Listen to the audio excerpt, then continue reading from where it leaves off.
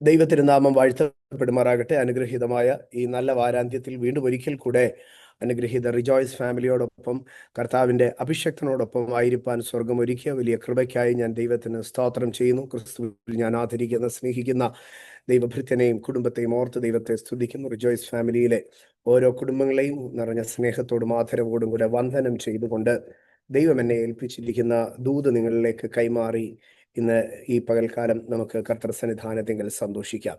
ഇന്ന് പകൽക്കാലത്ത് നമ്മുടെ ധ്യാനത്തിനായി മീഖായുടെ പുസ്തകം 6-ാം അധ്യായം അതിൻ്റെ 8-ാം വാക്യത്തിലേക്ക് ഞാൻ നിങ്ങളെ കൊണ്ടുവരികയാണ്. മീഖായുടെ പുസ്തകം 6-ാം അധ്യായം അതിൻ്റെ 8-ാം വാക്യം. മനുഷ്യ, നല്ലതെന്തെന്ന് അവൻ നിനക്ക് കാണിച്ചു തന്നിരിക്കുന്നു. ന്യായം പ്രവർത്തിപ്പാനും ദയാ തൽപരനായിരിക്കാനും നിന്റെ ദൈവത്തിൻ്റെ സന്നിധിയിൽ താഴ്മയോടെ നടപ്പാനും അല്ലാതെ എന്താകുന്നു യഹോവ നിന്നോട് ചോദിക്കുന്നത്? ആമേൻ. മനോഹരമായിരിക്കുന്ന ഒരു വാക്യം, നമുക്ക് സുപരിചിതമായിരിക്കുന്ന ഒരു വാക്യം. ആ വാക്യത്തിൻ്റെ പ്രാരംഭ ഭാഗം മാത്രം ഞാൻ എടുത്തിട്ട് അതിൻ്റെ അവസാന ഭാഗത്തെ വിശദീകരിക്കാൻ ആഗ്രഹിക്കുകയാണ്. ഒന്നാമതായി അവിടെ ചോദിക്കുന്ന ചോദ്യം ഇതാണ്: മനുഷ്യ, നല്ലതെന്തെന്ന് ഞാൻ നിനക്ക് കാണിച്ചു തന്നിരിക്കുന്നു. നല്ലത് ഞാൻ നിനക്ക് കാണിച്ചു തന്നിരിക്കുന്നു. ഇന്ന് പകൽക്കാലം നമുക്ക് ദൈവസന്നിധാനത്തിൽ സന്തോഷത്തോടെ ആയിരിക്കാം. നമ്മുടെ ദൈവം നമുക്ക് നന്മയെ കാണിച്ചു തരുന്ന ദൈവമാണ്. നമ്മുടെ ദൈവം നമുക്ക് നന്മയായതിനെ കാണിച്ചു തരുന്ന ദൈവമാണ്. ഇന്ന് പകൽക്കാലം ദൈവസന്നിധാനത്തിലിരിക്കുന്ന ഓരോ ദൈവമക്കളോട് ഞാൻ പറയട്ടെ, നിങ്ങളുടെ ജീവിതത്തിൽ ദൈവം നന്മയായതിനെ ദൈവം നമുക്ക് കാണിച്ചു തരും. നന്മയായതിനെ മറച്ചു വെക്കുവാൻ പിശാച് പരിശ്രമിക്കുമ്പോൾ നന്മയായതിനെ കാണിച്ചു തരുവാൻ ദൈവം നമുക്ക് വേണ്ടിയുണ്ട്. ഇന്ന് പകൽ വിശ്വസിച്ചാട്ടെ, നന്മയായത് ദൈവം എനിക്ക് കാണിച്ചു തരും. നല്ലത് എന്തെന്ന് അവൻ നിനക്ക് കാണിച്ചു തന്നിരിക്കുന്നു. ഇന്ന് പകൽക്കാലം അധരം തുറന്ന് സ്തോത്രം ചെയ്താട്ടെ, നല്ലതിനെ ദൈവം എനിക്ക് കാണിച്ചു തരും. ആമേൻ. അത് ഏത് മേഖലയിലായിരുന്നാലും നല്ലതിനെ ദൈവം കാണിച്ചു തരും. അത് ഉപജീവന മേഖലയിലാകട്ടെ, അത് കുടുംബജീവിതത്തിലാകട്ടെ, അതേത് വിഷയത്തിലുമാകട്ടെ, നല്ലതിനെ കാണിച്ചു തരുന്നൊരു ദൈവം എനിക്കുണ്ട്.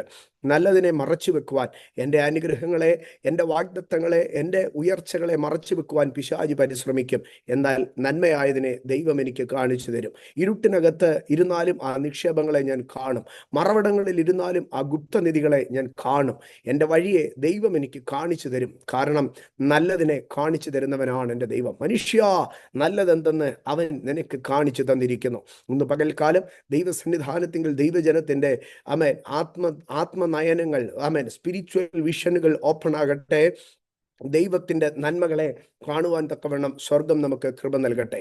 എന്നിട്ട് അതിനുശേഷമായിട്ട് ദൈവം നമ്മളിൽ നിന്ന് ആഗ്രഹിക്കുന്ന കാര്യങ്ങളെക്കുറിച്ച് പറയുകയാണ്.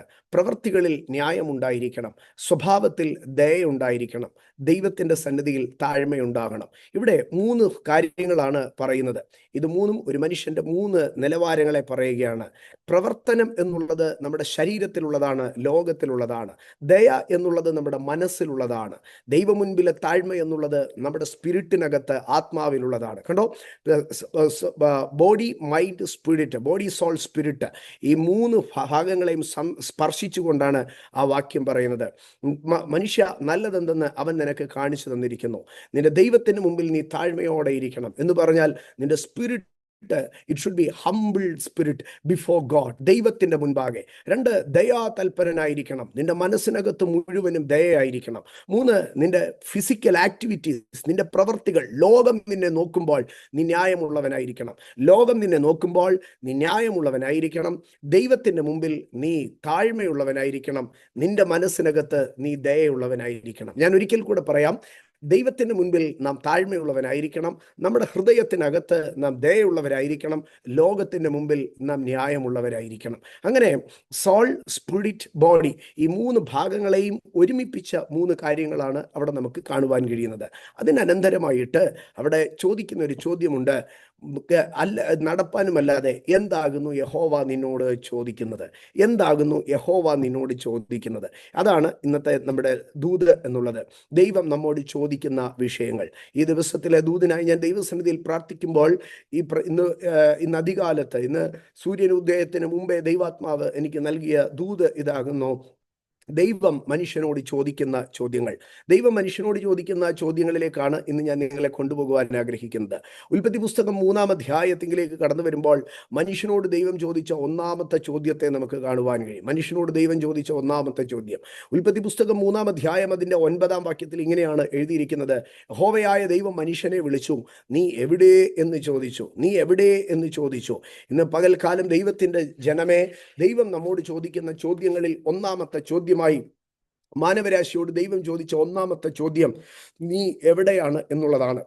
അപ്പോൾ നമ്മൾ എവിടെ താമസിക്കുന്നു, നമ്മൾ എവിടെ ആയിരിക്കുന്നു എന്നുള്ളത് ദൈവം വളരെ ശ്രദ്ധിക്കുന്ന വിഷയമാണ്.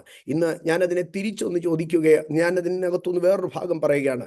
ഇന്ന് ചർച്ചിനകത്തിരിക്കുമ്പോൾ തന്നെ, ഇന്ന് ഈ സൂമിനകത്ത് കണക്റ്റ് ആയിരിക്കുമ്പോൾ തന്നെ നിങ്ങളുടെ മനസ്സ് എവിടെയാണ്, നിങ്ങളുടെ ചിന്ത എവിടെയാണ്, നിങ്ങളുടെ ഹൃദയം എവിടെയാണ്? യേശു കർത്താവ് ഭൂമിയിലേക്ക് വന്നപ്പോൾ പറഞ്ഞു, അവൻ്റെ നിക്ഷേപം ഇരിക്കുന്നിടത്ത് അവൻ്റെ ഹൃദയവും ഇരിക്കും. അപ്പോൾ കർത്താവ് ചോദിക്കുകയാണ്, നീ എവിടെയാണ് ഇരിക്കുന്നത്? നിന്റെ ഫെലോഷിപ്പ് ആരുമായിട്ടാണ്? നിന്റെ ഫ്രണ്ട്ഷിപ്പ് ആരുമായിട്ടാണ്? നീ താമസിക്കുന്നത് എവിടെയാണ്? നീ ഏത് കൂട്ടുകെട്ടിലാണ് നിൽക്കുന്നത്? നിന്റെ മനസ്സ് ഏതിലാണ് കോൺസെൻട്രേറ്റ് ആയി നിൽക്കുന്നത്? നീ എവിടെയാണ്? ഇന്ന് രാത്രി കാലം ചോദിച്ചാട്ടെ, എൻ്റെ കണ്ണുകൾ എവിടെയാണ്? എൻ്റെ ഹൃദയം എവിടെയാണ്? എൻ്റെ കാതുകൾ എവിടെയാണ്? എൻ്റെ ചിന്തകൾ എവിടെയാണ്? ഇന്ന് പകൽക്കാലം ദൈവം നമ്മളോട് ചോദിക്കുകയാണ്, നീ എവിടെയാണ്? നീ എവിടെയാണ്? നീ എവിടെയാണ്? ഇന്ന് പകൽക്കാലം നമുക്കതിനൊരു ഒറ്റ മറുപടിയെ പറയുവാനുണ്ടാകൂ. കർത്താവേ, ഇതാ ഞാൻ തിരുപാദപീഠത്തെങ്കിലായിരിക്കുന്നു. മറിയത്തെ പോലെ ഞാൻ അങ്ങയുടെ സന്നിധാനത്തെങ്കിലായിരിക്കുന്നു. നിന്റെ സന്നിധി വിട്ട് എനിക്ക് എങ്ങും പോകേണ്ട കർത്താവേ. ആദം, നീ എവിടെയാകുന്നു എന്ന് ചോദിക്കുമ്പോൾ ആദം പറയുന്നത് ഞാൻ ഒളിച്ചിരിക്കുകയാണെന്ന. പക്ഷെ കർത്താവ് ആഗ്രഹിക്കുന്നത് ഒളിച്ചിരിക്കുന്ന ഒരു ആദത്തെയല്ല, പകരം ദൈവത്തിൻ്റെ സാന്നിധ്യത്തിനകത്തിരിക്കുന്ന ആദത്തെയാണ്. ആമേൻ. നമുക്ക് ദൈവത്തിൻ്റെ സന്നിധാനത്തിനകത്തിരിക്കാം. നമ്മൾ ആയിരിക്കുന്ന ഇടത്തെ the Lord is concerned with the place where we live. നമ്മളായിരിക്കുന്ന സ്ഥലത്തെ ദൈവം ഒത്തിരി കൺസേൺഡ് ആണ്. അത് നമ്മുടെ ഹൃദയം, നമ്മുടെ മനസ്സ്, നമ്മുടെ ശരീരം എന്നുള്ളത്. അതുകൊണ്ടാണ് ഏലിയ പ്രവാചകൻ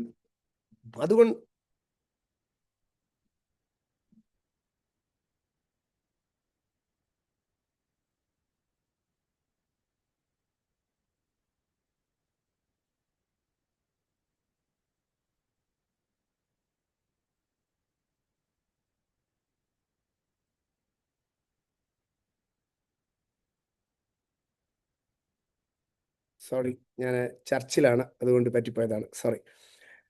എലിയ പ്രവാചകൻ ഹൊരേബ് പർവ്വതത്തിലേക്ക് വരുമ്പോൾ, എലിയ പ്രവാചകൻ ഹൊരേബ് പർവ്വതത്തിലിരിക്കുന്നു. ഹൊരേബ് പർവ്വതം ദൈവത്തിൻ്റെ പർവ്വതമാണ്. ഹൊരേബ് പർവ്വതം മോശയ്ക്ക് എൻകൗണ്ടർ ലഭിച്ച സ്ഥലമാണ്. പക്ഷേ ഹൊരേബ് പർവ്വതത്തിലിരിക്കുന്ന ഏലിയാവിൻ്റെ അടുക്കൽ ദൈവം ഒരു ചോദ്യം ചോദിക്കുകയാണ്, ഏലിയാവ്, നീ എന്തിനാണ് ഇവിടെ ഇരിക്കുന്നത്? അപ്പോൾ ഏലിയാവിൻ്റെ നിയോഗമുള്ളിടത്തല്ല ഏലിയാവ് നിൽക്കുന്നത്. കണ്ടോ, നമ്മളുടെ നിയോഗമുള്ളിടത്ത് നാം നിൽക്കണം. വീണ്ടും അപ്പോസ്തല പ്രവർത്തികളുടെ പുസ്തകത്തിലേക്ക് കടന്നു വരുമ്പോൾ 8-ാം അധ്യായം 26-ാം വാക്യത്തിലേക്ക് വരുമ്പോൾ ദൈവം ഫിലിപ്പോസിൻ്റെ അടുക്കൽ പറയുകയാണ്. ഫിലിപ്പോസ് ശക്തമായ പ്രവർത്തികൾ ചെയ്തുകൊണ്ടിരിക്കുകയാണ്. പക്ഷേ ഫിലിപ്പോസിൻ്റെ അടുക്കൽ കർത്താവ് വന്നിട്ട് പറയുകയാണ്, നീ ഇവിടെ നിൽക്കേണ്ടവനല്ല, നീ ഗസയ്ക്കുള്ള നിർജ്ജല വഴിയിലേക്ക് പോക, എനിക്ക് നിന്നെ അവിടെയാണ് ഉപയോഗിക്കാനുള്ളത്. യെരൂശലേമിൽ നിൽക്കുന്ന ഫിലിപ്പോസിൽ കൂടെ അല്ല ദൈവത്തിന് പ്രവർത്തിക്കുവാനുള്ളത്. ഗസയ്ക്കുള്ള നിർജ്ജന വഴിയിൽ സഞ്ചരിക്കുന്ന ഫിലിപ്പോസിലാണ് ദൈവത്തിന് പ്രവർത്തിക്കാനുള്ളത്. അവിടെ നിന്ന് ദൈവം വീണ്ടും മൂവ് ചെയ്യിക്കുകയാണ്, അസ്തോദിലേക്ക് മൂവ് ചെയ്യിക്കുകയാണ്. കണ്ടോ, നമ്മളുടെ മേളിൽ കിടക്കുന്ന നിയോഗങ്ങൾ നിറവേറണമെങ്കിൽ ദൈവം പറയുന്ന പ്ലേസിൽ, ദൈവം പറയുന്ന പൊസിഷനിൽ, ദൈവം പറയുന്ന ഈ ടെറിട്ടറിയിൽ നാം നിൽക്കുന്നുവെങ്കിൽ മാത്രമേ ദൈവത്തിന് നമ്മളെക്കുറിച്ചുള്ള പദ്ധതികൾ നിറവേറുകയുള്ളൂ. ആമേൻ. അത് എന്ന് പറയുന്നത് ഒരു ജോഗ്രഫിക്കൽ പൊസിഷൻ മാത്രം, ജോഗ്രഫിക്കലി മാത്രമല്ല ഞാനത് പറയുന്നത്, സ്പിരിച്വലി നമ്മൾ എവിടെ നിൽക്കുന്നു എന്നുള്ളത്, നമ്മുടെ ഫെലോഷിപ്പ്, നമ്മുടെ ഫ്രണ്ട്ഷിപ്പ്, നമ്മുടെ കൂട്ടുകെട്ട് എവിടെയായിരിക്കുന്നു എന്നുള്ളത്. ഏലിയാവേ, നീ എന്തിനാ ഹോരേബിൽ വന്ന് നിൽക്കുന്നത്? നീ ഹോരേബിൽ നിൽക്കേണ്ടവനല്ല. ഇന്നലകളിൽ നിന്റെ താല്പര്യം അനുസരിച്ചല്ല നീ സഞ്ചരിച്ചിരുന്നത്. നീ കെരീത്ത് തോട്ടിൽ പോയത് എൻ്റെ ആലോചന അനുസരിച്ച, നീ സരപ്തയിൽ പോയത് എൻ്റെ ആലോചന അനുസരിച്ച. മനുഷ്യർക്ക് ഗ്രഹിപ്പാൻ കഴിയാത്ത ഇടങ്ങളിൽ ഞാൻ നിന്നെ സഞ്ചരിപ്പിച്ചു. ഇന്ന് രാത്രി ഈ പകൽ തിരിച്ചറിഞ്ഞാട്ടെ, ദൈവം ആഗ്രഹിക്കുന്ന ഇടങ്ങളിൽ നമുക്ക് നിൽക്കാം. വീണ്ടും അപ്പോസ്തല പ്രവർത്തികളുടെ പുസ്തകം 16-ാം അധ്യായത്തിലേക്ക് കടന്നു വരുമ്പോൾ, 16-ാം അധ്യായം അതിൻ്റെ 6, 7, 8 വാക്യങ്ങളിലേക്ക് കടന്നു വരുമ്പോൾ അവിടെ നമുക്ക് കാണുവാൻ കഴിയുന്ന ഒരു ഭാഗം, അവിടെ കർത്താവ് അവരെ ആസിയയിൽ പ്രസംഗിക്കുവാൻ സമ്മതിക്കുന്നില്ല. ആസിയയിൽ പ്രസംഗിക്കരുതെന്ന് പറയുകയാണ്. അപ്പോൾ ഏഷ്യയിലേക്ക് അവരെ വിടുന്നില്ല. 2, ഫ്രുഗ്യയിലും ഗലാത്യയിലും കൂടെ അവർ സഞ്ചരിച്ചു. മൂസ്യയിലെത്തി ബിദുന്യയ്ക്ക് പോകുവാൻ വന്നു. അപ്പോൾ ഫ്രുഗ്യയിലും ഗലാത്യയിലും കൂടെ പോയപ്പോൾ ദൈവം അവരുടെ അടുക്കൽ ഒന്നും മിണ്ടിയില്ല. മൂസ്യയിലെത്തിയപ്പോഴും ഒന്നും മിണ്ടിയില്ല. പക്ഷെ ബിദുന്യയ്ക്ക് പോകുവാൻ തുടങ്ങുമ്പോൾ കർത്താവിൻ്റെ ആത്മാവ് അവരെ സമ്മതിച്ചില്ല. ആകയാൽ മൂസ്യയിൽ നിന്ന് അവർ ത്രോവാസിലേക്ക് തിരിയുകയാണ്. എൻ്റെ സഹോദരങ്ങളെ, ആ ത്രോവാസിൽ വെച്ച് ദൈവം അവനോട് പൗലോസിനോട് പറഞ്ഞോ, ത്രോവാസിൽ വെച്ച് പൗലോസിനോട് പറഞ്ഞോ, പൗലോസെ, നീ ഇവിടെ നിന്ന് പോകേണ്ടത് മാസിഡോണിയയിലേക്കാണ് എന്ന് പറയുകയാണ്. കണ്ടോ, അപ്പൊ ദൈവത്തിന്റെ പ്രവർത്തികൾ നിറവേറണമെങ്കിൽ ദൈവം ആഗ്രഹിക്കുന്ന ജോഗ്രഫിക്കലി, സ്പിരിച്വലി ടെറിട്ടറിയിൽ നമ്മൾ എത്തിയാൽ മാത്രമേ കഴിയുകയുള്ളൂ. ആദം, നീ എവിടെയാണ്? ഇന്ന് പകൽക്കാലം എന്നെ കേൾക്കുന്ന എൻ്റെ ദൈവമക്കളോട് ഞാൻ പറയുകയാണ്, നിന്റെ നിയോഗമുള്ള ഇടത്ത് നീ താമസിക്കണം. നിന്നെക്കുറിച്ച് ദൈവത്തിന്റെ പദ്ധതിയുള്ള ഇടത്ത് നീ താമസിക്കണം, എവിടെയെങ്കിലുമല്ല. മനുഷ്യനോട് ദൈവം ചോദിച്ച ഒന്നാമത്തെ ചോദ്യം, നീ എവിടെ താമസിക്കുന്നു എന്നുള്ളതാണ്. ആമേൻ. ദൈവഹിതത്തിന് അപ്പുറമായ ഒരു സ്ഥലത്തേക്ക് നമ്മൾ പോകരുത്. യോന എന്ന മനുഷ്യൻ നിനവയിലേക്ക് നിയോഗം ലഭിച്ചു, തർശീശിലേക്ക് പോയി. തൻ്റെ വഴിയെ ദൈവം അവിടെ നിന്ന് തിരിച്ചു. ആകയാൽ ഇന്ന് രാത്രികാലം നീ എവിടെയാകുന്നുവെന്ന് ചോദിക്കുമ്പോൾ നമുക്ക് ദൈവസന്നിധിയിൽ പറയുവാൻ ഒരു വാക്കുണ്ടാകട്ടെ. കർത്താവേ, ഞാൻ അങ്ങയുടെ ഹിതത്തിന്റെ മധ്യത്തിലാണ്, ഞാൻ അങ്ങയുടെ ഇഷ്ടത്തിന്റെ മധ്യത്തിലാണ്, ഞാൻ അങ്ങയുടെ സാന്നിധ്യത്തിലാണ്, ഞാൻ അങ്ങയുടെ കാൽപാദത്തിങ്കിലാണ്. ആമേൻ.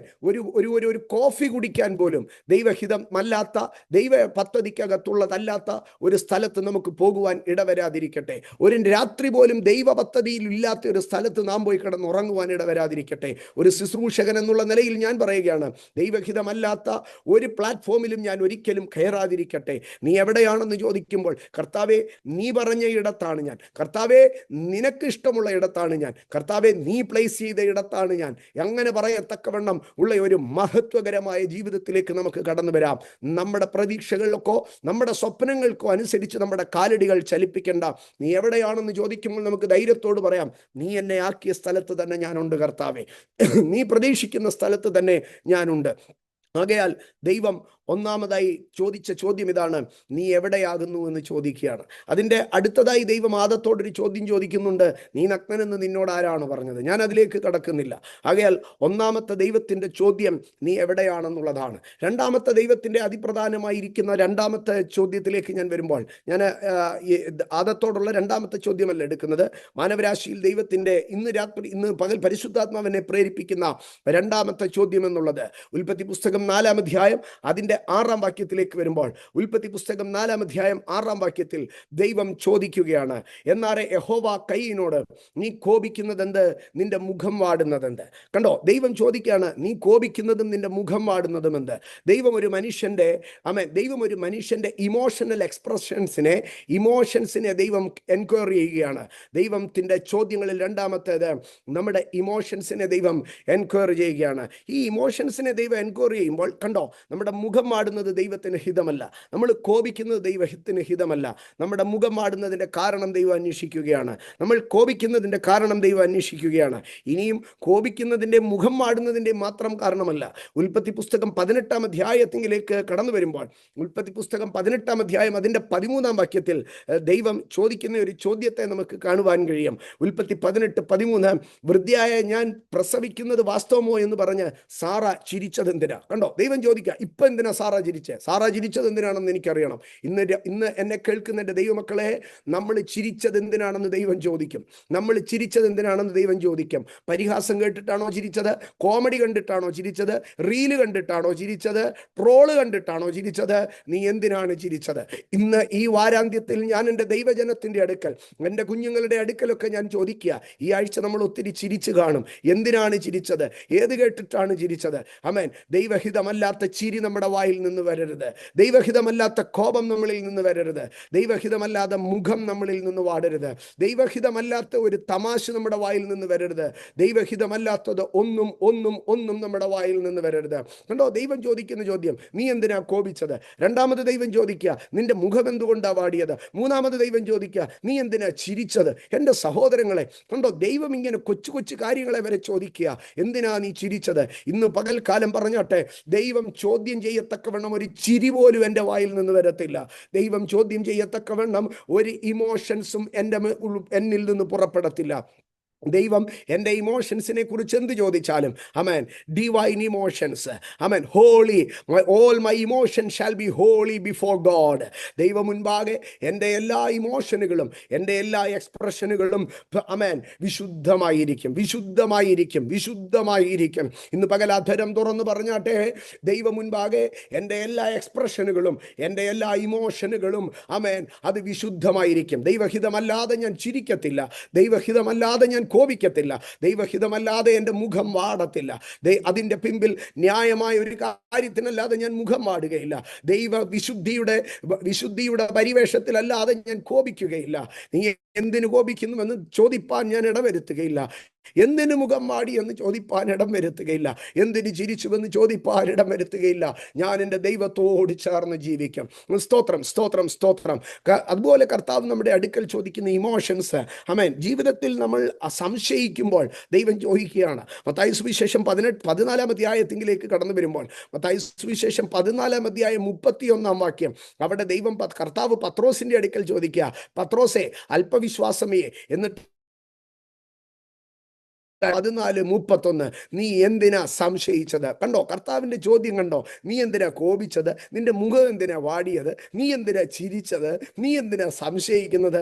ആമേൻ. ഇന്ന് രാത്രി ഇതിനകത്തിരിക്കുന്ന എൻ്റെ സഹോദരിമാരുടെ അടുക്കലൊക്കെ ചോദിക്കുക, സ്വന്തം ഭർത്താവ് കൂടെ നിന്റെ മുഖം എന്താ വാടിയത്? നീ എന്തിനാ സംശയിക്കുന്നത്? നീ എന്തിനാ ചിരിച്ചേ? നീ എന്തിനാ കോപിച്ചേ? ഇതൊക്കെ ചോദിച്ചാൽ നമ്മൾ എന്ത് ചിന്തിക്കും? തൊട്ടതും പിടിച്ചതും എല്ലാം ഇങ്ങേർക്ക് അറിയണോ? എൻ്റെ സഹോദരങ്ങളെ, ഇതാണ് ദൈവത്തിന്റെ കരുതൽ. ത്തെക്കുറിച്ച് ദൈവം കൺസേൺഡ് ആണ്, നമ്മുടെ ദുഃഖത്തെക്കുറിച്ച് ദൈവം കൺസേൺഡ് ആണ്, നമ്മുടെ ഇമോഷൻസിനെ പോലും ദൈവം കൺസേൺഡ് ആണ്. ഇന്ന് പകൽ പറഞ്ഞാട്ടെ, ദൈവം ദുഃഖിക്കുന്ന ഒരു സംശയം എനിക്കുണ്ടാകത്തില്ല. ദൈവം ദുഃഖിക്കുന്ന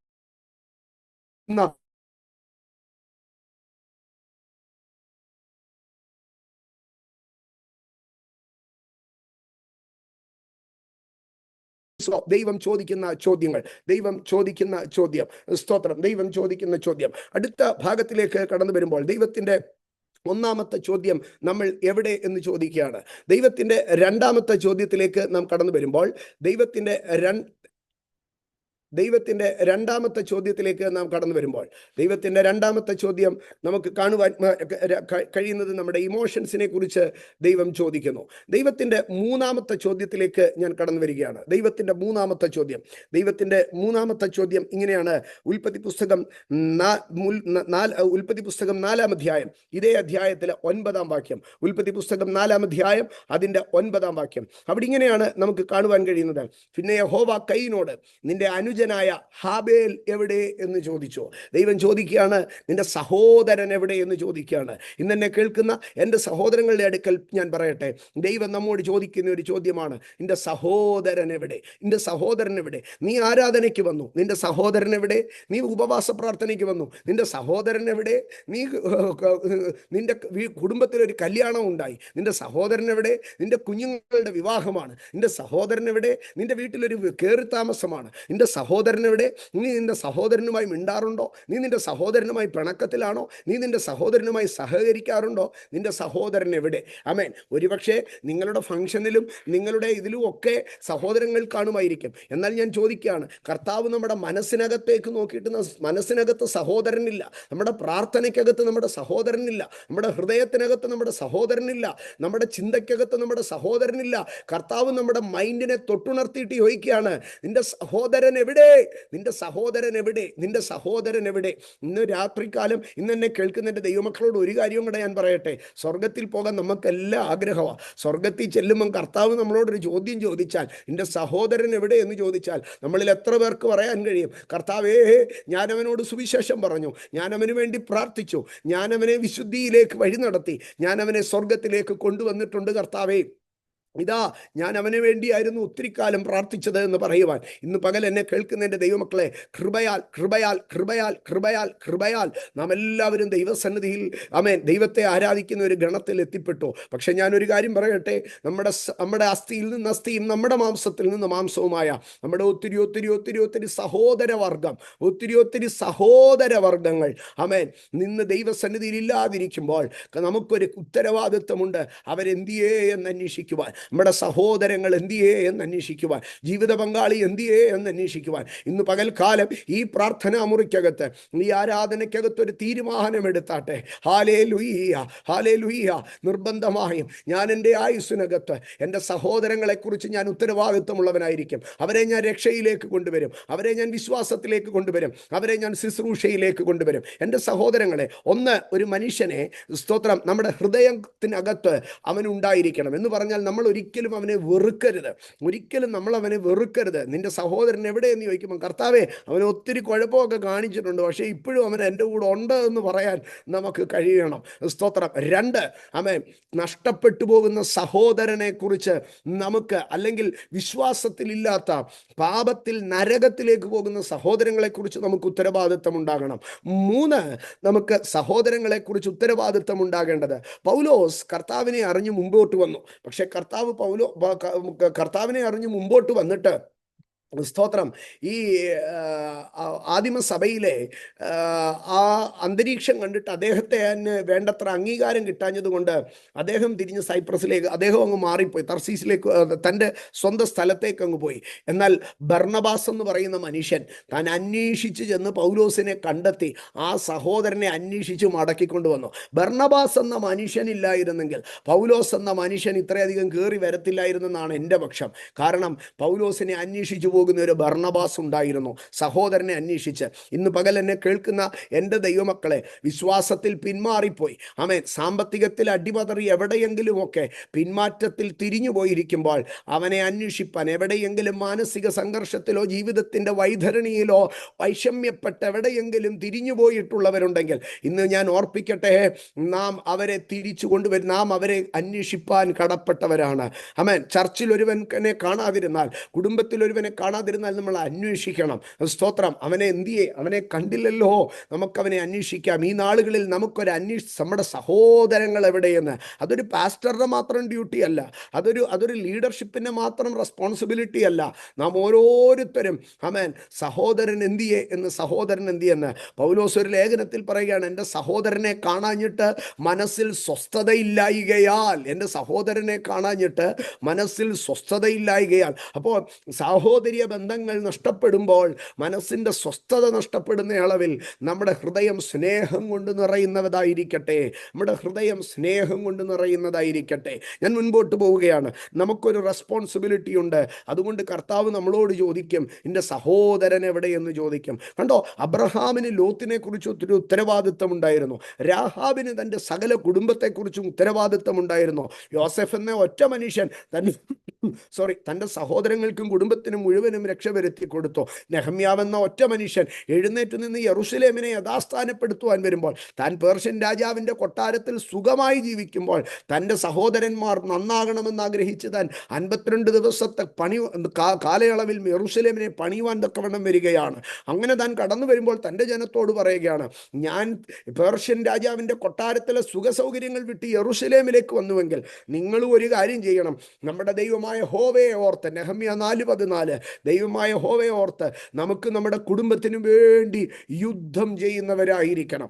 സ്തോത്രം. എഫെസ്യ ലേഖനം 6-ാം അധ്യായം അതിൻ്റെ 18-ാം വാക്യത്തിലേക്ക് കടന്നു വരുമ്പോൾ അവിടെ ഇങ്ങനെയാണ് നാം വായിക്കുന്നത്. എഫെസ്യർ 6:18, സകല പ്രാർത്ഥനയാലും യാചനയാലും ഏതു നേരത്തും ആത്മാവിൽ പ്രാർത്ഥിച്ചും അതിനായി ജാഗരിച്ചും കൊണ്ട് സകല വിശുദ്ധന്മാർക്കും എനിക്കും വേണ്ടി പ്രാർത്ഥനയിൽ പൂർണ്ണ സ്ഥിരത കാണിക്കണം.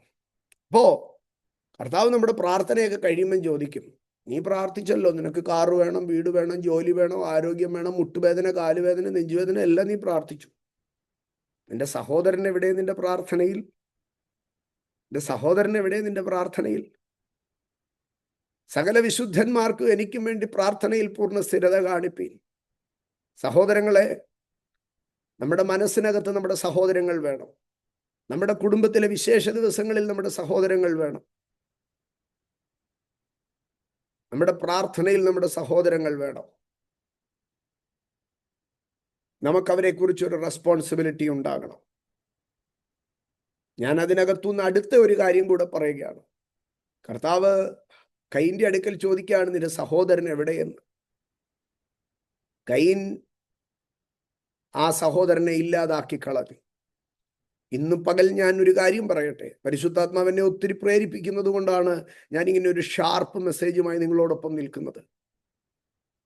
നമ്മുടെ പ്രവൃത്തി കൊണ്ട് ഒരാള് ഒതുങ്ങിപ്പോയിട്ടുണ്ടെങ്കിൽ, നമ്മുടെ പ്രവൃത്തി കൊണ്ട് ഒരാൾ നാട് വിട്ടുപോയിട്ടുണ്ടെങ്കിൽ, നമ്മുടെ പ്രവൃത്തി കൊണ്ട് ഒരാള് എവിടെയെങ്കിലും മാറിപ്പോയിട്ടുണ്ടെങ്കിൽ, കർത്താവ് നമ്മളോട് ചോദിക്കും.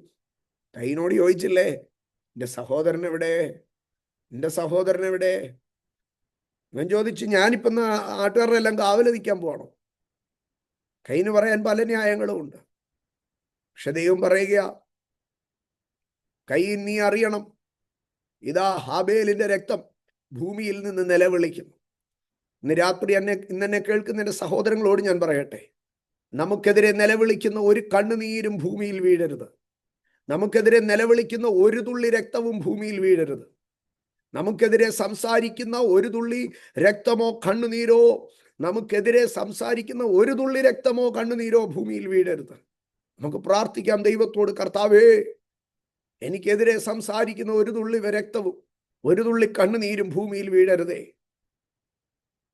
V should be responsible of our brother. നമ്മുടെ സഹോദരങ്ങളെ കുറിച്ച്, നമ്മുടെ ചാർച്ചക്കാരെ കുറിച്ച് നാം ഉത്തരവാദിത്വമുള്ളവരായിരിക്കണം. അവർ രക്ഷയിലേക്ക് വരണം. അവർ നമ്മുടെ സ്നേഹം അനുഭവിക്കണം. അവർ നമ്മുടെ കരുണ അനുഭവിക്കണം. നമുക്ക് അവരെ കുറിച്ചൊരു ഉത്തരവാദിത്വമുണ്ട്. സ്തോത്രം. ദൈവം ചോദിക്കുന്ന 3 ചോദ്യങ്ങൾ. ദൈവം ചോദിക്കുന്ന 4ാമത്തെ ചോദ്യത്തിലേക്ക് ഞാൻ കയറുകയാണ്. വേഗത്തിൽ ഞാൻ അവസാനിപ്പിക്കാം. ദൈവം ചോദിക്കുന്ന 4ാമത്തെ ചോദ്യം, യെശയ്യാ പ്രവചനം 6-ാം അധ്യായം അതിൻ്റെ 8-ാം വാക്യം. യെശയ്യാ 6:8. ദൈവത്തിൻ്റെ 4ാമത്തെ ചോദ്യം, ആരെ ഞാൻ അയക്കേണ്ടു, ആർ എനിക്ക് വേണ്ടി പോകും? ആരെ ഞാൻ അയക്കേണ്ടു, ആർ എനിക്ക് വേണ്ടി പോകും? അയക്കപ്പെടുവാനും കർത്താവിന് വേണ്ടി നിൽക്കുവാനും ആരുണ്ട്? കർത്താവ് ചോദിക്കുക, ആരെ ഞാൻ അയക്കേണ്ടു, ആരെനിക്ക് വേണ്ടി പോകും? Who will be there for me and whom shall I send? എനിക്ക് വേണ്ടി ആര് നിൽക്കും? എനിക്ക് വേണ്ടി ആര് സംസാരിക്കും? എനിക്ക് വേണ്ടി ആര് പോകും? ഇന്ന് ഇതിനകത്തിരിക്കുന്ന കൊച്ചു കുഞ്ഞുങ്ങൾ, യൗവനക്കാരോടൊക്കെ ഞാൻ ചോദിക്കുക, മൾട്ടിനാഷണൽ കമ്പനികൾക്ക് വേണ്ടി നിങ്ങൾ യാത്ര ചെയ്യും. മൾട്ടിനാഷണൽ കമ്പനികൾക്ക് വേണ്ടി നിങ്ങൾ രാവും പകലും അധ്വാനിക്കും. It's true. പക്ഷെ കർത്താവ് ചോദിക്കുകയാണ്, എനിക്ക് വേണ്ടി ആര് വർക്ക് ചെയ്യും? എനിക്ക് വേണ്ടി ആരൊന്ന് റെസ്പോൺസിബിൾ ആകും? എനിക്ക് വേണ്ടി who will be there for me? Who will be there for me? എനിക്ക് വേണ്ടി ആരുണ്ടാകും? എനിക്ക് വേണ്ടി ആരുണ്ടാകും?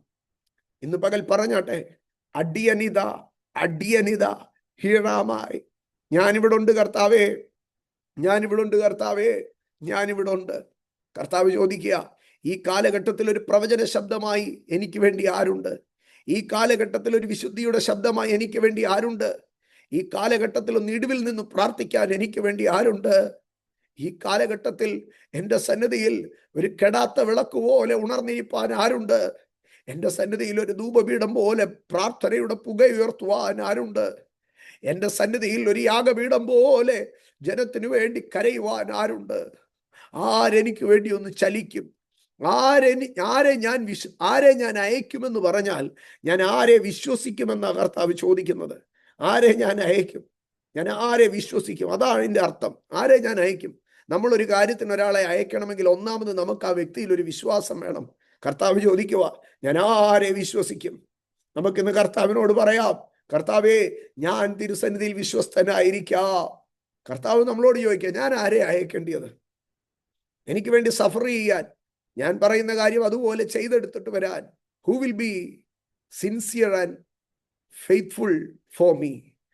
കർത്താവിൻ്റെ അടുക്കൽ ആ ചോദ്യത്തിന് ഉത്തരം പറയാം, ഞാനാണ് കർത്താവേ.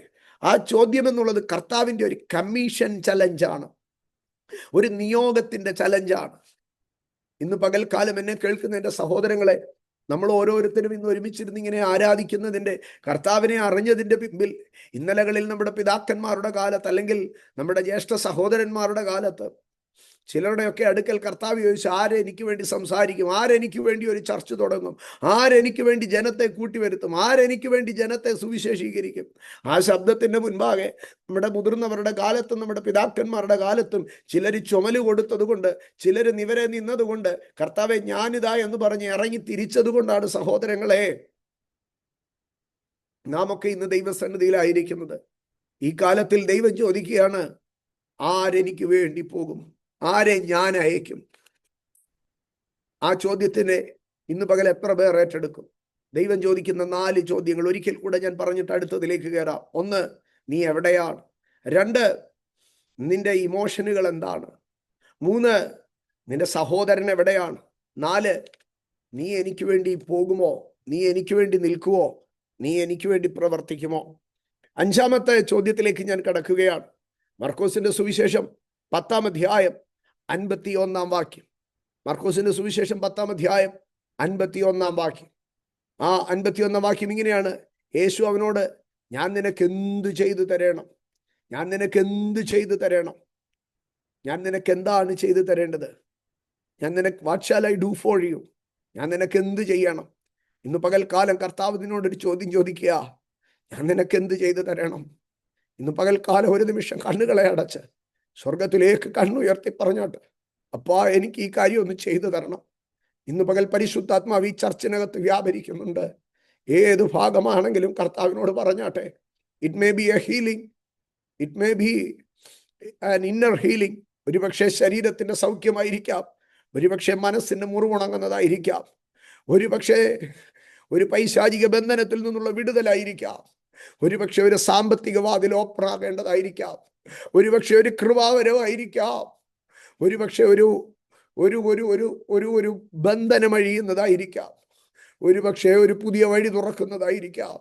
കർത്താവ് ചോദിക്കുക, ഞാൻ എന്താ നിനക്ക് ചെയ്തു തരേണ്ടത്? ഞാൻ എന്ത് ചെയ്തു തരണമെന്നാ നിനക്ക് ആഗ്രഹം? എനിക്കൊരു അത്ഭുതമാണോ വേണ്ടത്? എനിക്കൊരു അടയാളമാണോ വേണ്ടത്? എനിക്കൊരു വിടുതലാണോ വേണ്ടത്? എനിക്കൊരു ആശ്വാസമാണോ വേണ്ടത്? എനിക്കൊരു സൗഖ്യമാണോ വേണ്ടത്? ഇന്ന് രാത്രി കർത്താവ്, ഇന്ന് ഈ ആരാധനയുടെ നടുവിൽ കർത്താവിനോട് പറ, Lord I need it, I need it. സെർട്ടനിറ്റിയോടുകൂടെ ദൈവസന്നിധിയിൽ 1 മിനിറ്റ് പ്രാർത്ഥിച്ചാട്ടെ. ഒരു പർട്ടിക്കുലാരിറ്റിയോടുകൂടെ ദൈവസന്നിധിയിൽ ഒരു പ്രാർത്ഥിച്ചാട്ടെ. ഞാൻ നിനക്ക് എന്ത് ചെയ്തു തരണം? ഞാൻ നിനക്ക് എന്ത് ചെയ്തു തരണം? രാജാവായി അഭിഷേകം ചെയ്യപ്പെട്ട ശലോമോൻ ഗിബെയോനിൽ പോയി യാഗം കഴിച്ച് ദൈവം മുൻപാകെ കരയുമ്പോൾ ദൈവം അവന് പ്രത്യക്ഷനായിട്ട് പറഞ്ഞു, ശലോമോനെ, നിന്റെ അപ്പനായ ദാവീദ് സേവിച്ച ദൈവം ഞാനാ. നീ എന്നോട് ചോദിച്ചു കൊള്ളുക, ഞാൻ ആ വരത്തെ നിനക്ക് നൽകാം. കുരുടൻ യേശുവിന്റെ അടുക്കൽ കടന്നു വന്നപ്പോൾ യേശു കുരുടനോട് ചോദിച്ചു, ഞാൻ നിനക്ക് എന്ത് ചെയ്തു തരണം?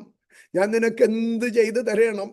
ഇന്ന് രാത്രി ഇന്ന് ഈ ആരാധനയുടെ നടുവിൽ നിന്റെ കണ്ണുനീരിനെ കണ്ട്, നിന്റെ മനോവേദനയെ കണ്ട്, നിന്റെ പ്രശ്നങ്ങളുടെ നടുവിൽ കർത്താവ് ഇറങ്ങി വന്ന് ചോദിക്കുക, ഞാൻ നിനക്ക് എന്താ ചെയ്തു തരേണ്ടിയത്? ഞാൻ നിനക്ക് എന്താ ചെയ്തു തരേണ്ടിയത്? നീ എനിക്ക് വേണ്ടി എന്തോ ചെയ്തു തരുമെന്നല്ല, ഞാൻ നിനക്ക് എന്താ ചെയ്തു തരേണ്ടിയത്? ഇന്ന് കർത്താവിനോട് പറഞ്ഞാട്ടെ, കർത്താവേ, അങ്ങയുടെ കരം എനിക്ക് വേണ്ടി ഇതൊന്ന് ചെയ്തു തരാമോ? ചെങ്കടൽ വിഭജിച്ചവന്, യോർദാനെ 2ആക്കിയവന്, തീക്കൽ പാറയിൽ നിന്ന് വെള്ളം പുറപ്പെടുവിച്ചവന്, ആകാശത്തിലെ വാനനക്ഷത്രഗോളങ്ങളെ പടുതു ഉയർത്തിയവന്, ഭൂമിയിലെ പച്ചപ്പരവതാനികളും നീലക്കടലുകളും നിർമ്മിച്ചതിന് അടിസ്ഥാനത്തോടുകൂടെ വരം വിട്ടു നിർത്തിയിരിക്കുന്ന ദൈവത്തിന് എൻ്റെയും നിങ്ങളുടെയും ആവശ്യകതകളിൽ നോ എന്ന്, ഇമ്പോസിബിൾ എന്നൊരു വേർഡില്ല. ഹോവയാൽ കഴിയാത്ത വല്ല കാര്യവുമുണ്ടോ? ഹോവയാൽ കഴിയാത്ത വല്ല കാര്യവുമുണ്ടോ? ഹോവയാൽ കഴിയാത്ത വല്ല കാര്യവുമുണ്ടോ? നീ ധൈര്യത്തോടുകൂടി പറ. എൻ്റെ സഹോദരങ്ങളെ, കഴിഞ്ഞ രാത്രി ഞാൻ ബൈബിൾ വായിച്ചു കൊണ്ടിരിക്കുമ്പോൾ എസ്തറിന്റെ പുസ്തകത്തിൽ നിന്നൊരു ഭാഗം എന്നെ സ്പർശിച്ചു. അതിലായിരുന്നു വാസ്തവത്തിൽ ഞാൻ ഇന്ന് നിങ്ങളുമായി പങ്കുവെപ്പാൻ ആഗ്രഹിച്ചത്. ഏറെ നേരം ഞാൻ ആ വാക്യത്തെ ധ്യാനിച്ചു കൊണ്ടേയിരുന്നു. അതിനകത്ത് അഹശ്വേരോശ് എസ്തറിനോടും മൊർദെഖായിയോടും എസ്തറിനോടൊരു ചോദ്യം ചോദിക്കുകയാണ്. രാജ്ഞിയേ, നിന്റെ അപേക്ഷ എന്ത്? നിന്റെ ഹൃദയത്തിലെ ആഗ്രഹം എന്ത്? ആ ഒരു ഭാഗം എന്നെ ഭയങ്കരമായി സന്ദർശിച്ചു. ഈ ദിവസങ്ങൾ ഞങ്ങൾ ചർച്ചയായി ഫാസ്റ്റിങ്ങിലാണ്. കഴിഞ്ഞ രാത്രി ഞാൻ ഇങ്ങനെ ബൈബിൾ വായിച്ചു കൊണ്ടിരിക്കുമ്പോൾ പരിശുദ്ധാത്മാവ് ഒരു വാക്യം എന്നെ കാണിച്ചു. അഹശ്വേരോശ് ചോദിക്കുകയാണ്, നിന്റെ അപേക്ഷ എന്ത്? നിന്റെ ആഗ്രഹം എന്ത്? നിന്റെ അപേക്ഷയും ആഗ്രഹവും എന്നോട് പറയുക. ഇന്ന് പകൽക്കാലം ആരാധിക്കുന്ന ദൈവപൈതലേ, അഹശ്വേരോശിനെ വിരുന്നിന് ക്ഷണിച്ച എസ്തറിന്റെ അടുക്കൽ രാജാവ് ചോദിക്കുക, രാജ്ഞിയേ, നിന്റെ അപേക്ഷ എന്ത്? നിന്റെ ആഗ്രഹം എന്ത്? അപേക്ഷ എന്ന് പറയുന്നത് ഒരു ഫോർമൽ ലെറ്ററാണ്. ആഗ്രഹം എന്ന് പറയുന്നത് ഒരു പേഴ്സണൽ കാര്യമാണ്. രാജാവിൻ്റെ മുൻപാകെ കടന്നു വരുന്ന ആർക്കും അപേക്ഷ പറയാം. പക്ഷെ രാജാവിൻ്റെ മുൻപാകെ കടന്നു വരുന്ന ഒരു പേഴ്സണൽ അറ്റാച്ച്മെന്റ് ഉള്ളവർക്ക് മാത്രമേ എന്ത് ചെയ്യാൻ കഴിയത്തുള്ളൂ? ആഗ്രഹം പറയാൻ കഴിയത്തുള്ളൂ. കർത്താവ് പറയുക, it may be a formal subject, it may be a personal matter, but do not be afraid, don't hesitate to ask me. നീ എന്നോട് ചോദിക്ക്. ആമേൻ. ഒരു ഫോമൽ ആപ്ലിക്കേഷൻ ആയിരുന്നാലും, ഒരു ലീഗൽ ഇഷ്യൂ ആയിരുന്നാലും, ഒരു പൊളിറ്റിക്കൽ ഇഷ്യൂ ആയിരുന്നാലും നീ അത് എന്നോട് അപേക്ഷിക്ക്, ഞാനത് ചെയ്തു തരാം. അല്ല, നീ ഞാനുമായിട്ടുള്ള ബന്ധത്തിൽ എൻ്റെ ഹൃദയത്തിലെ ഒരു കുഞ്ഞാഗ്രഹമാണോ, ആ ആഗ്രഹം എന്നോട് പറ, ഞാനത് ചെയ്തു തരാം.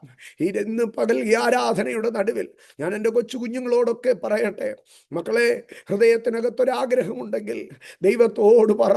ഹൃദയത്തിനകത്തൊരാഗ്രഹമുണ്ടെങ്കിൽ അത് ദൈവത്തോട് പറ. യേശുപ്പച്ചൻ അത് ചെയ്തു തരും. കർത്താവിന് ചെയ്യാൻ കഴിയാത്തതൊന്നുമില്ല. കർത്താവ് പറയുകയാണ്, എന്നോട് ചോദിച്ചു കൊള്ളുക, ഞാൻ നിനക്ക് ജാതികളെ അവകാശമായും ഭൂമിയുടെ അറ്റങ്ങളെ കൈവശമായും തരും. ചോദിച്ചു കൊള്ളുക.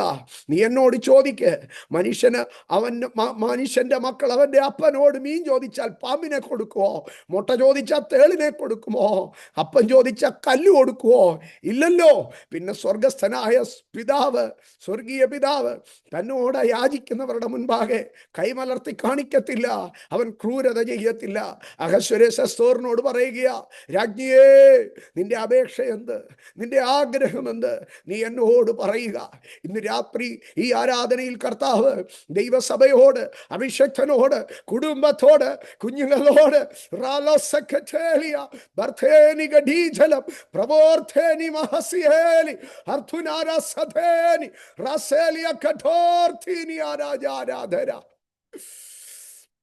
സങ്കീർത്തനത്തിൽ ഇങ്ങനെ ഒരു ഭാഗം പറയുന്നുണ്ട്.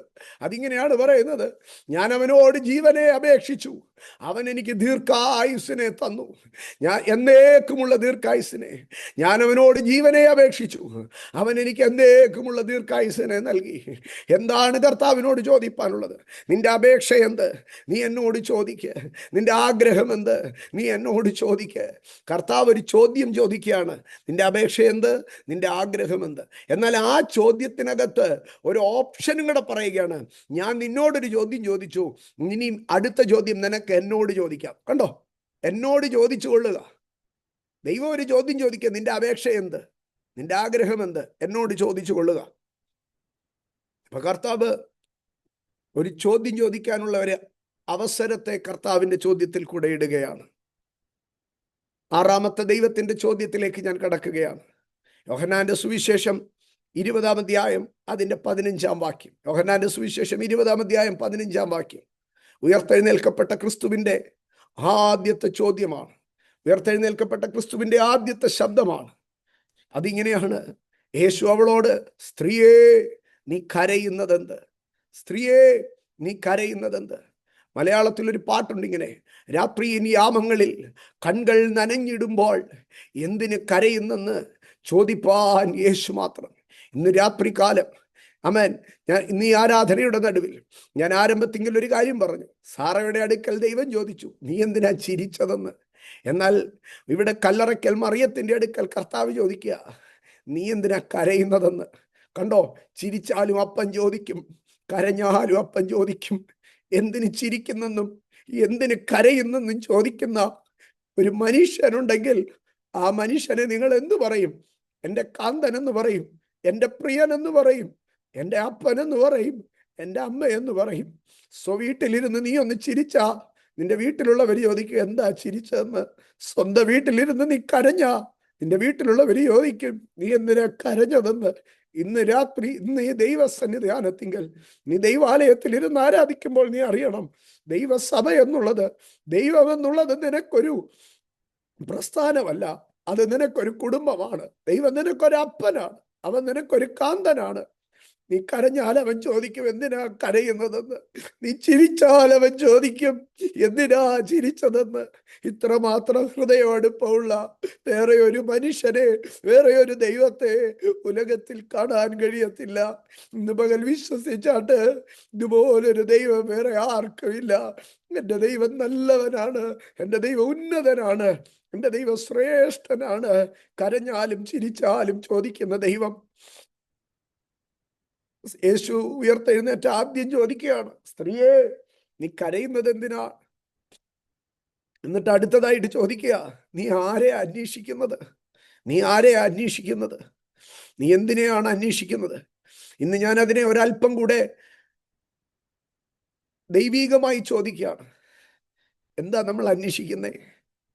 എന്താ നമ്മൾ അന്വേഷിക്കുന്നേ? മറിയം പറഞ്ഞ ഒരു വാക്കുണ്ട്, എൻ്റെ പ്രിയന്റെ ശവം എനിക്ക് വേണം. ഞാൻ മറിയത്തിന്റെ അടുക്ക ചോദിക്കുക, എൻ്റെ പൊന്നു പെണ്ണെ, നീ എന്തിനാ ആ ശവം എടുത്തോണ്ട് പോന്നേ?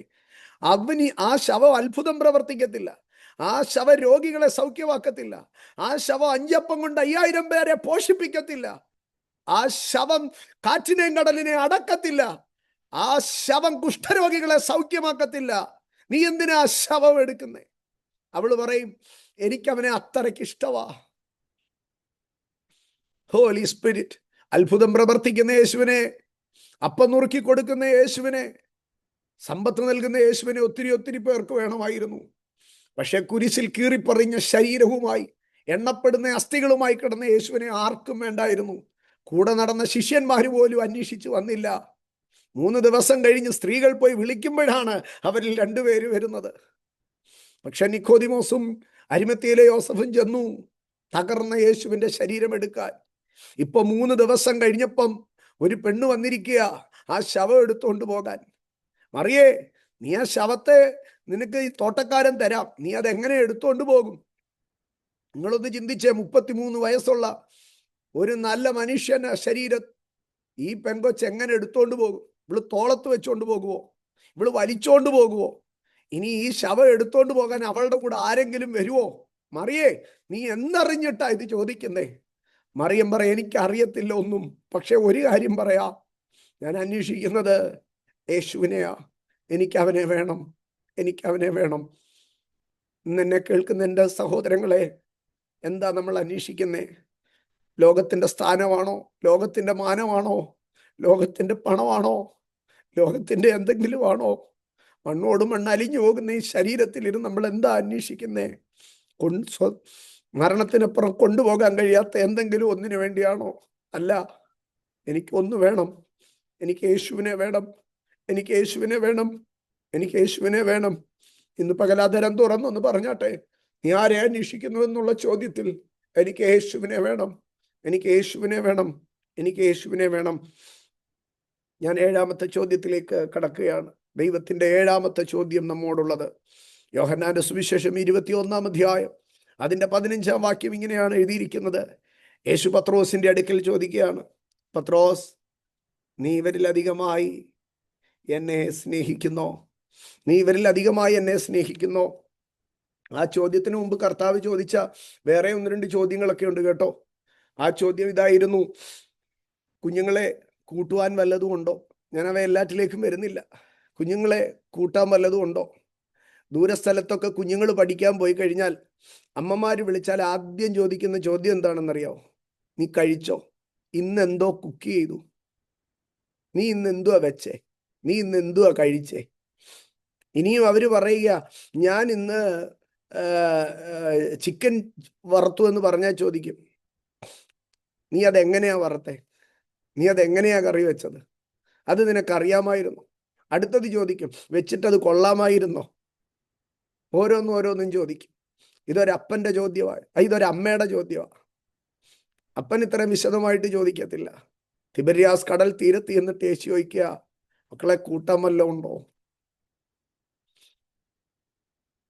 മീൻ പിടിക്കാൻ പോയിട്ട് വല്ലതും കിട്ടിയോന്നല്ല ചോദിച്ചത്.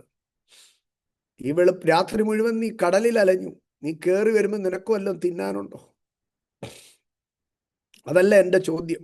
യേശു അതിനുശേഷം പ്രാതൽ കഴിച്ച ശേഷം ശിമോൻ പത്രോസിന്റെ അടുക്കൽ ചോദിക്കുക, ഇവരിലധികമായി നീ എന്നെ സ്നേഹിക്കുന്നുണ്ടോ? കർത്താവ് ചോദിക്കുക, നിനക്ക് എന്നോട് സ്നേഹമുണ്ടോ? നിനക്ക് എന്നോട് ഇഷ്ടമുണ്ടോ? ഇന്ന് രാത്രി നിങ്ങളുടെ കാതുകളുടെ അകത്ത് വന്ന് യേശുപ്പനൊന്ന് ചോദിക്കുക, നിനക്ക് എന്നോട് ഇഷ്ടമുണ്ടോ?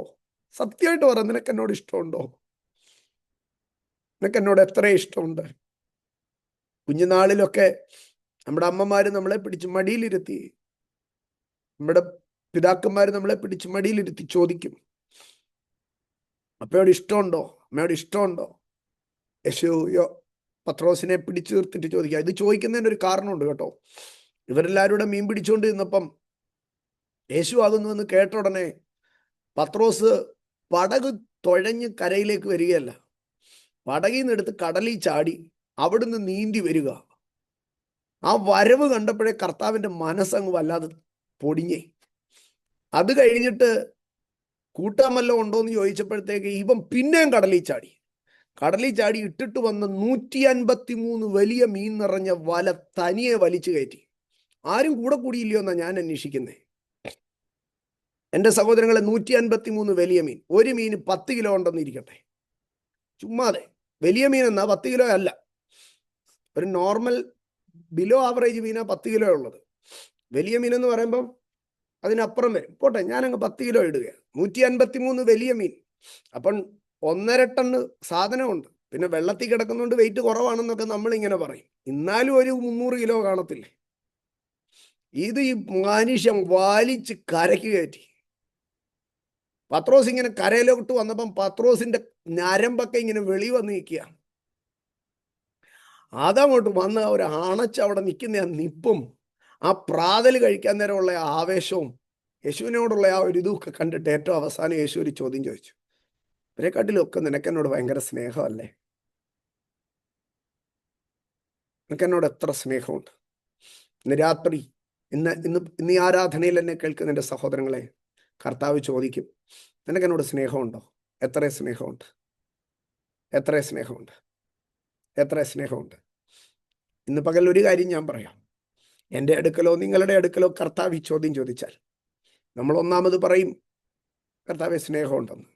രണ്ടാമതും ചിലപ്പം പറയും സ്നേഹമുണ്ടെന്ന്. പക്ഷെ മൂന്നാമത്തെ പൊസിഷനിൽ നമ്മളും പത്രോസും ഒരുപോലെ ആകും. നമുക്ക് പറയാൻ കഴിയത്തില്ല എത്ര സ്നേഹമുണ്ടെന്ന്. അവൻ്റെ സ്നേഹത്തിൻ്റെ മുമ്പിൽ നമ്മൾ കരഞ്ഞു പോകും. കാരണം നമുക്കൊത്തിരി ആഗ്രഹമുണ്ട് യേശുവിനെ സ്നേഹിക്കാൻ. നമുക്കൊത്തിരി ആഗ്രഹമുണ്ട് യേശുവിനെ സേവിപ്പാൻ. കർത്താവിൻ്റെ 7 ചോദ്യങ്ങൾ ഞാൻ അവസാനിപ്പിക്കുമ്പോൾ ഒരു കാര്യം കൂടെ ഞാൻ പറഞ്ഞ് അവസാനിപ്പിക്കുകയാണ്. ഈ ചോദ്യമല്ല എന്നോട് മാത്രമേ ഉള്ള കർത്താവെ ചോദിക്കാൻ, വേറെ ആരോടും ഒന്നും ചോദിക്കാനില്ലേ. കർത്താവ് നമുക്ക് വേണ്ടി ചോദിക്കും. യോബിന്റെ പുസ്തകം 1-ാം അധ്യായം 8-ാം വാക്യത്തിൽ ഒരിക്കൽ ദൈവത്തിന്റെ അടുക്കൽ സാത്താൻ ചെന്നു. സാത്താൻ ചെന്ന ഉടനെ ദൈവം ചോദിച്ചു, നീ ഏത് റൂട്ടിൽ പോയിട്ടാടാ വന്നേ? നീ ഏത് റൂട്ടിലാ പോയത്? ഇന്ന റൂട്ടിലൊക്കെയാ പോയത്. ആ റൂട്ടിൽ പോയിട്ട് കർത്താവ് ഇതെല്ലാം അറിഞ്ഞിട്ടാ പറയുന്നത്. കാരണം സാത്താൻ ഭൂമി മുഴുവൻ ഊടാടി സഞ്ചരിച്ചിട്ട് വന്നെന്നാ പറഞ്ഞത്. ഞാനിങ്ങനെ ഒരു വലിയ ലോങ് ട്രിപ്പിലായിരുന്നു കർത്താവെ. ഞാനിങ്ങനെ America, England, US, Canada, Australia, New Zealand മൊത്തം കറങ്ങി അടിച്ച്, ഗൾഫ് മുഴുവൻ കറങ്ങി അടിച്ച് വന്നേന്ന് പറഞ്ഞു. ഇത്രയും കൺട്രീസ് പോയി കറങ്ങി വന്ന സാത്താന്റെ അടുക്കൽ ദൈവം എന്താ ചോദിച്ചെന്നറിയാമോ? സാത്താനെ, നീ ഇയ്യോബിന്റെ വീട്ടുവാതൊക്കെ കുറെ നേരം കുറ്റിയടിച്ച് നിൽക്കുന്ന കണ്ടല്ലോ, നീ അവിടെ കുറെ നേരം നിന്ന് താളം ചവിട്ടുന്ന കണ്ടല്ലോ, നീ ദൃഷ്ടി വെച്ചോ? കണ്ടോ? ഓൾ വേൾഡ് ടൂറ് കഴിഞ്ഞ് ഇന്റർനാഷണൽ പെർമിറ്റ് നാട് കറങ്ങിയിട്ട് വന്ന സാത്താന്റെ അടുക്കൽ ദൈവം അടുത്ത ചോദ്യം ചോദിക്കുന്നത് 8-ാം വാക്യം, നീ ഇയ്യോബിന്റെ വീടിന്റെ വാതിൽക്ക് നിന്ന് കറങ്ങുന്ന കണ്ടല്ലോ, നീ എന്തിനാ അവിടെ നിന്ന് കറങ്ങിയത്? അതാ ചോദിച്ച ചോദ്യം. ഭൂതലം മുഴുവൻ ഊടാടി വന്ന ഈ സാത്താന്റെ അടുക്കൽ ദൈവം ഒരൊറ്റ ചോദ്യം ചോദിക്കുക. എന്നിട്ട് ലോകമൊക്കെ എങ്ങനെ ഉണ്ടായിരുന്നെന്നാണോ ചോദിച്ചേ? എന്നിട്ട് ട്രിപ്പ് എങ്ങനെ ഉണ്ടായിരുന്നെന്നാണോ ചോദിച്ചേ? എന്തൊക്കെ കണ്ടെന്നാണോ ചോദിച്ചത്? ട്രിപ്പ് കഴിഞ്ഞ് വല്ലതും കിട്ടിയോന്നാണോ ചോദിച്ചത്? ഒന്നുമല്ല. എത്ര രൂപ ചെലവായെന്നാണോ ചോദിച്ചത്? ഒന്നും ചോദിച്ചില്ല. ഒറ്റ ചോദ്യമാണ് ചോദിച്ചത്. കാരണം കർത്താവ് ഇത് കണ്ടോണ്ടിരിക്കുക. ഇവൻ നാട് മൊത്തം കറങ്ങി കറങ്ങി കറങ്ങി പോയപ്പോൾ ഒരിടത്തും ഇല്ലാത്ത പിസാഗോപുരം കണ്ടതുപോലെ, ഈഫൽ ടവർ കണ്ടതുപോലെ അവൻ ഇയ്യോബിന്റെ വീടിന്റെ മുമ്പിൽ കുറ്റിയടിച്ചങ്ങ് നിൽക്കുമായിരുന്നു. ദൈവം ചോദിച്ചു, നീ ഇയ്യോബിന്റെ വീടിന്റെ മുമ്പിൽ കറങ്ങുന്നത് ഞാൻ കണ്ടു. നീ അവിടെ നിന്ന് വല്ലാതെ അവനെ വായി നോക്കുന്നത് കണ്ടു. നീ ഇങ്ങനെ അവന്റെ അളവും ഉയരവും ഒക്കെ നോക്കുന്നത് കണ്ടു. ഞാൻ പറയട്ടെ, നിന്നെ ഒരുത്തൻ ദൃഷ്ടി വെച്ചാൽ, നിന്നെ ഒരുത്തൻ ടാർഗറ്റ് ചെയ്താൽ, നിന്നെ ഒരുത്തൻ പോയിന്റ് ചെയ്താൽ, അത് ചോദിക്കാൻ ഒരുത്തൻ സ്വർഗത്തിലുണ്ട്. ദൈവത്തിന്റെ പൈതലേ, ലോകം മൊത്തം കറങ്ങിയിട്ട് വന്ന പിശാചിന്റെ അടുക്കൽ ദൈവം ഫസ്റ്റിലെ ചോദിച്ച, ലോകം മൊത്തം കറങ്ങിയതൊക്കെ കൊള്ളാം, നീ കണ്ടതും കേട്ടതും ഒക്കെ അവിടെ ഇരിക്കട്ടെ, പക്ഷെ എനിക്ക് നിന്നോട് ചോദിക്കാനുള്ള ചോദ്യം ഇതാ, നീ ഇയ്യോബിന്റെ വീടിന് ചുറ്റും കറങ്ങുന്നത് ഞാൻ കണ്ടു, നീ എന്തിനാ കറങ്ങിയത്? ഇന്ന് പകൽ തിരിച്ചറിയണം ദൈവവേദലേ, കർത്താവ് ചോദിക്കും. നമ്മളോട് മാത്രമല്ല, നമുക്ക് വേണ്ടിയും കർത്താവ് ചോദിക്കും. ഏത് തിന്മയുടെ ബലം, ഏത് തിന്മയുടെ വ്യക്തിത്വം നമുക്കെതിരെ ടാർഗറ്റ് ചെയ്യുമ്പോൾ, നമുക്കെതിരെ വിരൽ ചൂണ്ടുമ്പോൾ, അത് ചോദിക്കാൻ ഒരു ദൈവം എനിക്കുണ്ട്. ഇന്ന് പകൽ എത്ര പേർ വിശ്വസിക്കുന്നു? ദൈവം മനുഷ്യനോട് ചോദിക്കുന്ന 7 ചോദ്യങ്ങൾ. 2, ദൈവം മനുഷ്യന് വേണ്ടി ചോദിക്കുന്ന ചോദ്യം. കർത്താവേ, കരുണയുള്ള പിതാവേ, അങ്ങ് ഞങ്ങളുടെ മുൻപാകെ ചോദ്യങ്ങൾ എറിയുമ്പോൾ, എവിടെയാകുന്നുവെന്ന് ചോദിക്കുമ്പോൾ, ആരാ ഞങ്ങളോട് ഇതൊക്കെ പറഞ്ഞതെന്ന് ചോദിക്കുമ്പോൾ, സഹോദരൻ എന്തിയെന്ന് ചോദിക്കുമ്പോൾ, കോപിച്ചതെന്തിനാ, ചിരിച്ചതെന്തിനാ, മുഖം വാടിയതെന്തിനാ എന്ന് ചോദിക്കുമ്പോൾ, അതിൻ്റെയൊക്കെ മുമ്പിൽ അപ്പൻ്റെ സ്നേഹത്തിൽ നിറയാൻ ഞങ്ങൾക്ക് കൃപ നൽകണമേ. അങ്ങയുടെ ഹിതത്തിൻ്റെ മധ്യത്തിൽ ഞങ്ങളെ വെക്കണമേ. അങ്ങേ ദുഃഖിപ്പിക്കുന്നതൊന്നും ഞങ്ങളുടെ ഉള്ളിൽ നിന്ന് വരല്ലേ. ആരെ ഞാൻ അയക്കും, ആരെനിക്ക് വേണ്ടി പോകുമെന്ന് ചോദിക്കുമ്പോൾ മുന്നിൽ വന്നു നിന്ന് അപ്പൻ്റെ ഹിതമെല്ലാം ചെയ്യാൻ, അപ്പൻ്റെ വിശ്വസ്തനായിരിക്കാൻ ഞങ്ങളെ ഒരുക്കണേ. ഞങ്ങൾ അങ്ങേക്ക് നന്ദി പറയുന്നു. നിന്റെ അപേക്ഷ എന്ത്, നിന്റെ ആഗ്രഹം എന്തെന്ന് ഞങ്ങളോട് ചോദിക്കാൻ അങ്ങ് സ്വർഗത്തിലുള്ളത് കൊണ്ട് സ്തോത്രം. എന്തിനാ കരയുന്നതെന്ന് ചോദിപ്പാൻ ഞങ്ങളുടെ ചാരത്തുള്ളത് കൊണ്ട് സ്തോത്രം. നീ എന്തോ അന്വേഷിക്കുന്നതെന്ന് ഞങ്ങളുടെ ആകുലതകളിൽ ചോദിപ്പാനുള്ളത് കൊണ്ട് സ്തോത്രം. കർത്താവേ, ഞങ്ങൾക്കങ്ങേ ഒത്തിരി ഇഷ്ടമാ, ഞങ്ങൾക്കങ്ങേ ഒത്തിരി ഒത്തിരി ഇഷ്ടമാ. എത്രത്തോളം സ്നേഹിക്കുന്നുവെന്ന് ചോദിച്ചാൽ കൃത്യമായിട്ടൊന്നും പറയാൻ മറുപടിയില്ല. പക്ഷെ ഞങ്ങൾക്കങ്ങേ ഒത്തിരി ഒത്തിരി ഇഷ്ടമാ. ആയുസിൻ്റെ അന്ത്യനാൾ വരെയും, അന്ത്യശ്വാസം വരെയും അങ്ങേക്ക് വേണ്ടി ജീവൻ വെക്കണം, അങ്ങേ പിന്തുടരണം, അങ്ങേ സേവിക്കണം. അതാണ് ആശ. ഞങ്ങൾക്കൊരുറപ്പുണ്ട്, ധൈര്യമുണ്ട്, വിശ്വാസമുണ്ട്.